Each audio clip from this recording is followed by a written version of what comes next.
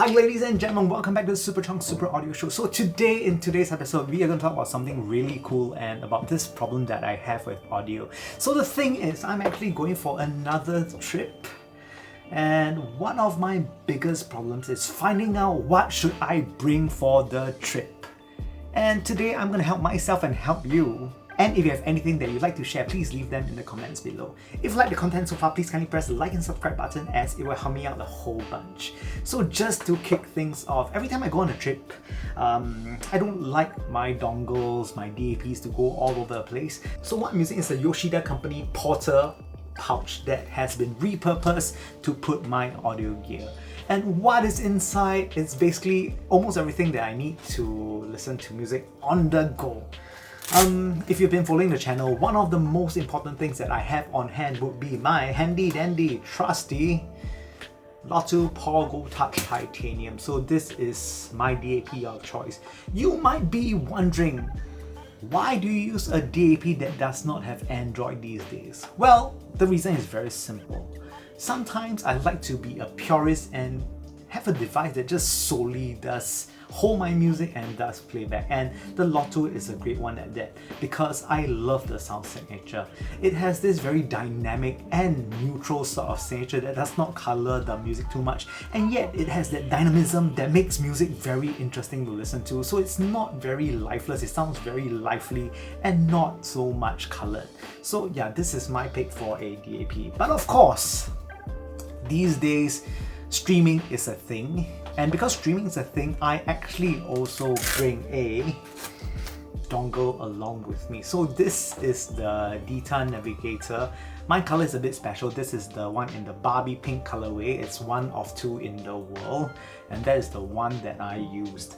A dongle is very useful. You basically can do almost everything a DAP can do, maybe a bit less power, but mostly everything. And because it is tethered to your phone, you get access to awesome apps such as Apple Music, where you can stream Apple Lossless into it, or Tidal, or Spotify. You know, it's very handy. Basically, you're bringing your library wherever you go. And just one thing about Navigator that is ultra cool: the Navigator is more than just a simple dongle. It actually has an integrated phone stand. So you see I lift this part up, this is the phone stand. I don't really have my phone right here right now with me, but I can use the Pogo Touch Titanium. It actually acts as a stand. So what is great about this is that when you are on a train and you want to watch your Netflix, it can actually hold your phone in place while you enjoy your Netflix, which is one of the things that I really like on the go as well. Second thing that I would bring obviously would be an IEM. So the thing about me is that I have quite a lot of IEMs, more than one, more than two, quite a lot actually. Whenever I'm traveling, I just want to enjoy music. I don't want to have choice paralysis when it comes to IEM, so I actually limit myself to bringing at most 2 pairs of earphones. I tend to opt for earphones that are very general purpose, that can basically do almost everything. So for this trip, I think I'm going to bring the 7Hz Sonus, which is a balanced IEM, and that is the IEM that can basically do almost everything. To complement that, I'm thinking of bringing another, maybe the SimGod EM6L. The SimGod EM6L is actually very different from the Sonus, whereby the Sonus is balanced and natural sounding. The SimGod, on the other hand, it's out and out just really warm sounding. So it's different purpose for different moods for different days, and I will just basically stop at 2. There is no point bringing more than 2 IEM. For me, I don't really have the time to sort them around, nor do I want to, because most of the time I'm just carrying the rest of my camera gear and I'm already very tired. I just want to listen to my music and not care about things so much. So the third thing that I will bring on the trip would be ear tips. Best if they are in a case. Why bring more ear tips? It happened to me before. So I was basically on this trip and I had my earphones with me. I did not bring spare ear tips at that point of time because I didn't think that they would drop out, but they actually did. I couldn't find my ear tips. So I spent like a good 3-4 hours on a train without music in my ears, and that was honestly quite unbearable. I don't recommend that to anybody. So really, bring extra ear tips. Best if you can get them. In this case, these are the final audio type E ear tips. Whenever you buy a pack of them, they always come with this ear tips, and what they do very well is that they actually have slots for you to put your ear tips in them and to keep them very nice and neat. I have mostly final ear tips in my box of final type ear tips, but I also have some Asla Setna fits inside here. Now they do not fit as well as the final type E, but that is expected because this is made for final, but it still holds itself quite well in the case and doesn't really roll around your back, and I think that is a really awesome feature for neat storage, you know.